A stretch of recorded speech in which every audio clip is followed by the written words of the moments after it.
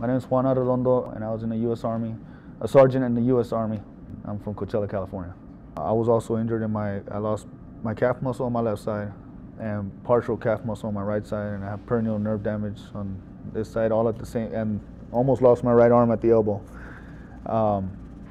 So all that happened simultaneously, and then basically went into medevac procedures, and first my guys secured the area, and then they pulled me out of the vehicle, and my hand was still on the steering wheel, and it was kind of crazy in the movies. Like, you don't want to leave anything behind. I just grabbed my hand off the steering wheel and got out the Humvee, or I tried to attempt to get out the Humvee, and I had my arm kind of like in this position. I was grabbing my left arm trying to stop the bleeding.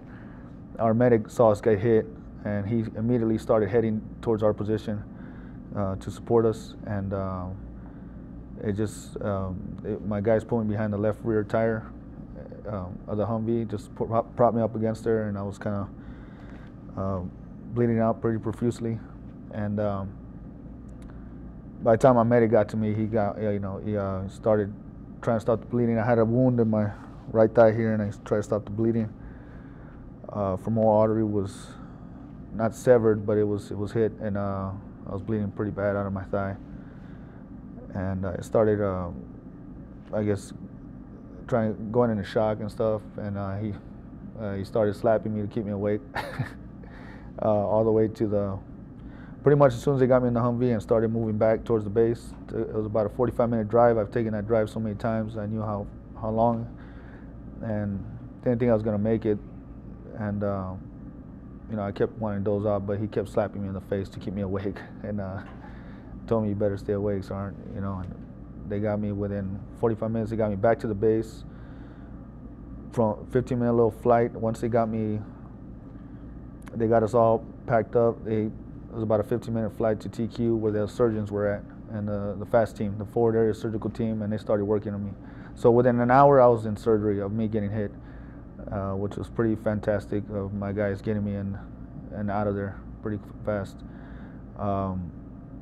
At that point, I met a colonel there that he started talking to me. I started praying in Spanish and talking in Spanish, and he came over to talk to me, and I asked him what was my status. Am I gonna? I asked him if he could put my hand back on, how my guys were, and he told me they're in the next 10 over. They're also getting some care.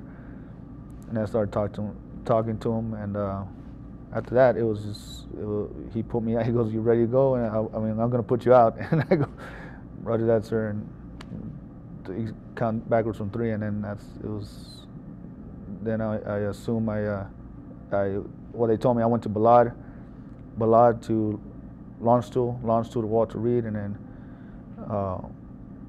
by March 16th, I was in BAMSI, San Antonio Military Medical Facility. I got hit February 28, 2005.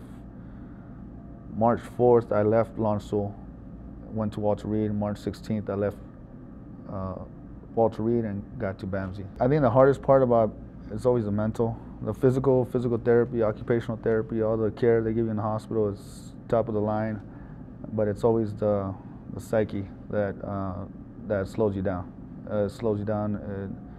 And it could almost cripple you if you don't get a hold of it.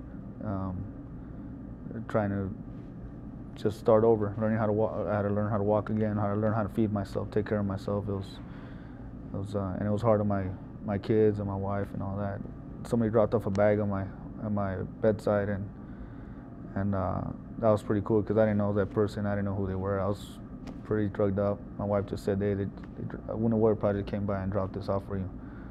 I was like, cool. And then I started taking part in some of their events, like the skiing, snowboarding. So I learned how to snowboard, and like in 2 weeks I was doing double black diamonds, and I was doing just living life. And when I got out, I went to college for a little bit, and Wounded Warrior Project approached me about having a job visiting guys in the hospital.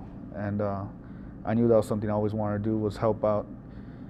I couldn't be in the military no more, but I wanted to do my part, taking care of the guys coming back. So they helped me out a lot. I mean, it helps me a lot to visit the guys in the hospital and provide support to them and their families while they're going through recovery. And some of same things I went through.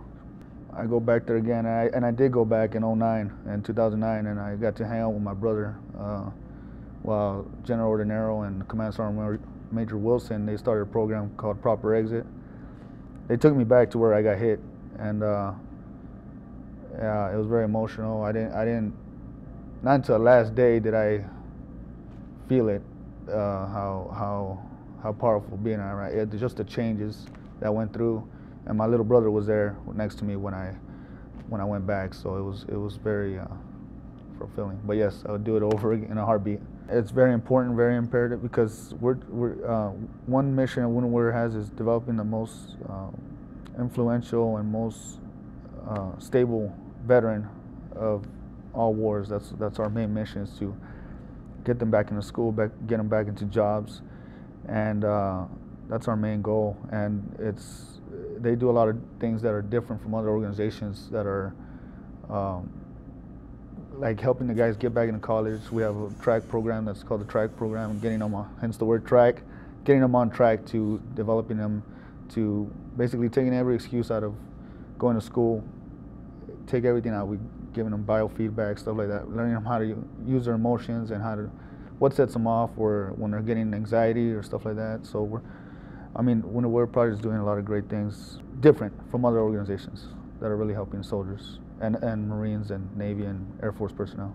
Riding a bike with President Bush, I was excited about it. I couldn't sleep last night. I was packing my stuff, making sure I had everything, and I got to see him once, and he went to San Antonio so many times, and I have a lot of friends. One of my friends got his Purple Heart by him, and the other guy got to run with him at the White House. So just I'm excited, just kind of be in his presence. Still a little nervous because I heard he's a heck of a bike rider.